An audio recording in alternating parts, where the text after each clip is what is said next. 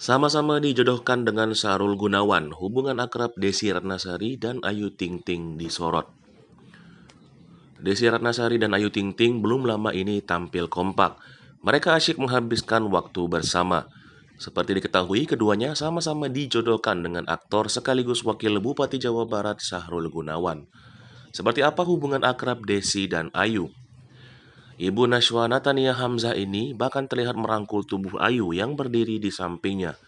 Selain dengan Nasar, kedekatan Desi Ratnasari dengan sosok Sahrul Gunawan juga tak kalah menyita perhatian. Saat masih berkarir di dunia hiburan, keduanya pernah dipasangkan dalam satu judul sinetron yang sama.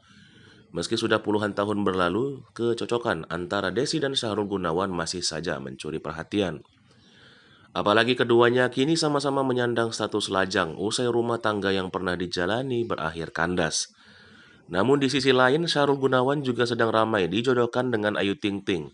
Usai mantan suami Indriani Hadi itu mengakui ketertarikannya pada sang biduan. Sontak hubungan Sahrul Gunawan dengan Desi dan Ayu Ting Ting tak luput jadi bahan perbincangan.